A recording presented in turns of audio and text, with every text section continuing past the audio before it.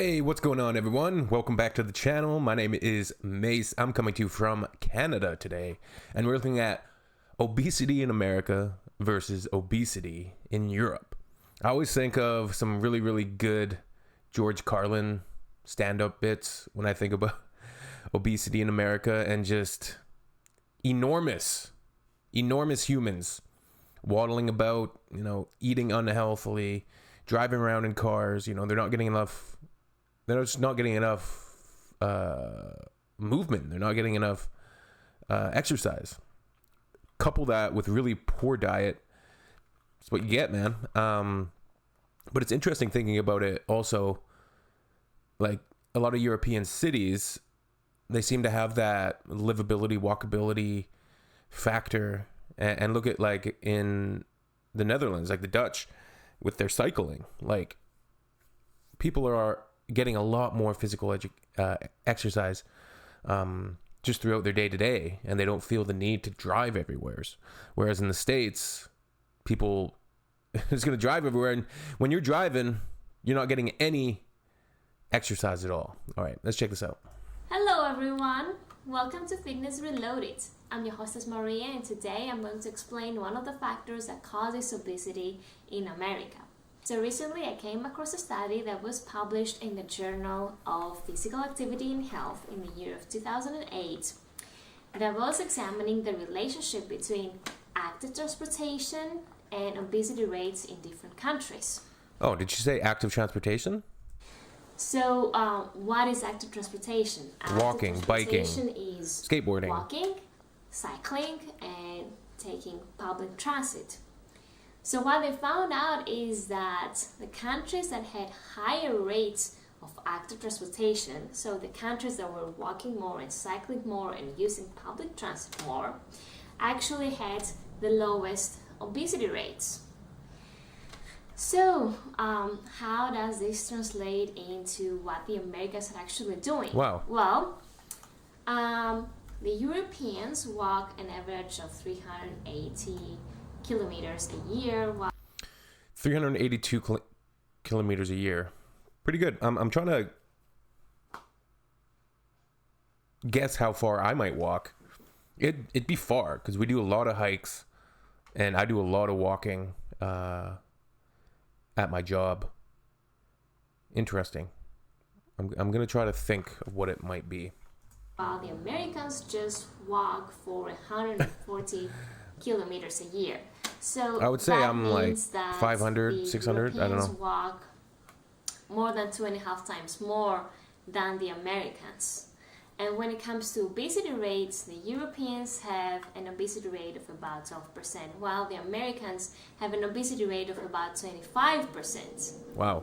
1 in 4? So the Americans Holy. are about twice as fat as the Europeans. And why does this happen? So why do the Europeans walk more?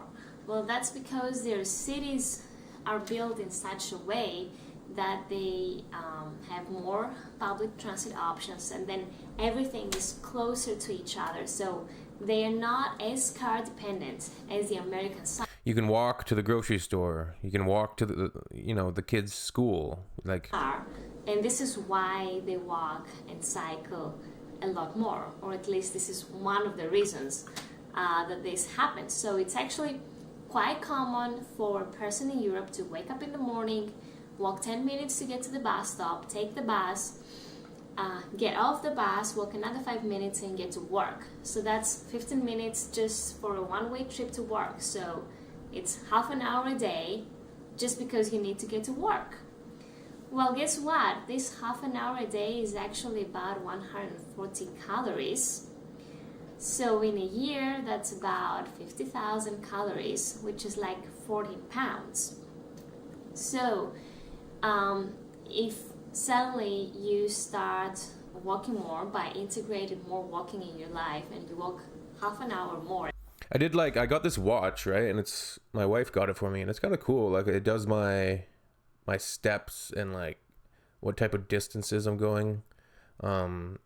Like yesterday, for instance, I think we walked 12,000 steps. We did a little hike. So yeah, it kind of incentivizes me, or it probably does something with the dopamine in my brain, or that makes me want to exercise a little bit more, I think, overall. And I'm not going to get it. Like, I know I could obviously drop some pounds. But I've always been like that. I kind of gain weight and I get back down. I gain weight, go back down. So I'm in my bulking phase right now. That's what I'm going to say anyways. I'm in my bulking phase. But I got to cut. I got to go into the cut, right? I'm curious. I would guess that I would be considered obese if I had to guess. Not morbidly obese. Like, there's a difference, I think, in levels of obesity. But yeah, it's cool the way she puts it. Like, those calories, those kilometers, they stack up and they accumulate every day, then that means that in a year you will be 14 pounds lighter, and in 2 years you will be 28 pounds lighter. So I don't know if her little walking theory translates perfectly, like you're gonna lose 14 pounds just because you're actually the fact that walking the countries that walk more have lower obesity rates makes perfect sense, right? Because if you keep the same amount of food, so if you keep eating the same amount and kinds of food that you're eating right now, just by walking a little bit more every day, you would start losing pounds.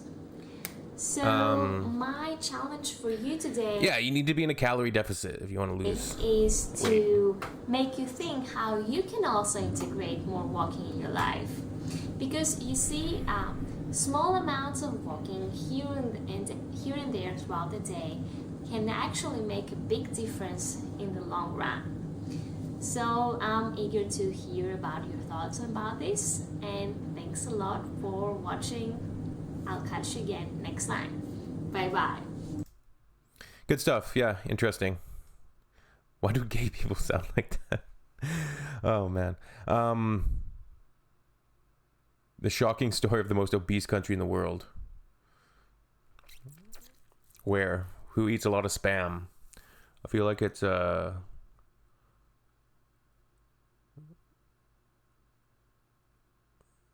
don't know. I was thinking about Hawaii, but Hawaii is not a country. Obviously, it's a state. Anyways, see y'all soon. That was interesting. Peace out.